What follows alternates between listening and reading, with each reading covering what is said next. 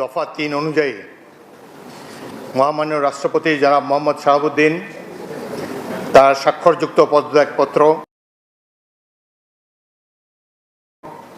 আজ ২৪শে জুলাই ২০২৬ ৯ শ্রাবণ ১৪৩৩ তারিখে রোজ শুক্রবার অপরাহ্ন ৫টা ১ মিনিটে আমার নিকট পদত্যাগপত্র দাখিল করেছেন। ফলশ্রুতিতে সংবিধানের ৫৪ অনুচ্ছেদ অনুযায়ী আমি রাষ্ট্রপতির দায়িত্ব গ্রহণ করেছি। পদত্যাগপত্রটি আমি গ্রহণ করেছি এবং জাতীয় সংসদ সচিবালয়ের রেকর্ডে সংরক্ষণ এবং প্রয়োজনীয় প্রশাসনিক কার্যক্রম গ্রহণের জন্য নির্দেশ প্রদান করা হলো। কেন তিনি পদত্যাগ করেছেন এটি নিশ্চয়ই জানার কৌতূহল আপনাদের মধ্যে রয়েছে। তিনি লিখিতভাবে জানিয়েছেন যে তিনি গুরুতর অসুস্থ, হৃদরোগ, উচ্চ রক্তচাপ, ডায়াবেটিস ও কিডনি জটিলতায় তিনি ভুগছেন। তার হৃদযন্ত্রে বাইপাস সার্জারি হয়েছে। ইদানিং স্বাস্থ্য পরীক্ষার অটোনমিক নিউরোপ্যাথি নামে রোগ শনাক্ত হয়েছে। এই রোগের কারণে তিনি মাঝে মাঝে অচেতন হয়ে পড়েন। ফ্যালকন অ্যালুমিনিয়াম মাল্টিলেয়ার অ্যানোডাইজ হওয়ায় সম্পূর্ণ স্ক্র্যাচ প্রুফ। Falcon aluminium.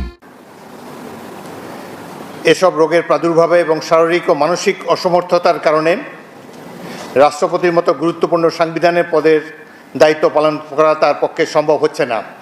তার দীর্ঘমেয়াদী চিকিৎসার প্রয়োজন।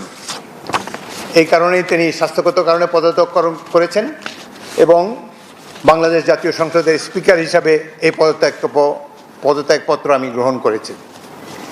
সংবিধানে ইতিমধ্যে আপনারা জানেন যেদিন আমি স্পিকার হিসাবে শপথ নিয়েছি সেদিনই ভারপ্রাপ্ত রাষ্ট্রপতি হিসাবেও শপথ নিয়েছি যদি প্রয়োজন হয়।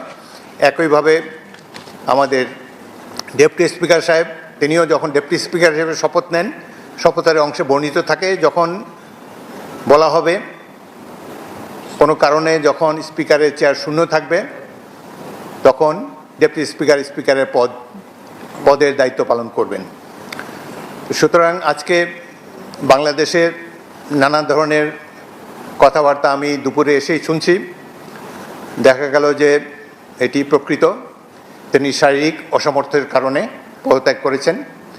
আমি তার মঙ্গল এবং সুস্বাস্থ্য কামনা করি এবং আমার মনে হয় তিনি মাফিয়া সরকারের আমলে নির্বাচিত হলেও বর্তমানে জনগণের ভোটে যে সরকার নির্বাচিত হয়েছে তার প্রতি তিনি সমর্থন এবং শ্রদ্ধা প্রকাশ করেছেন সবসময়।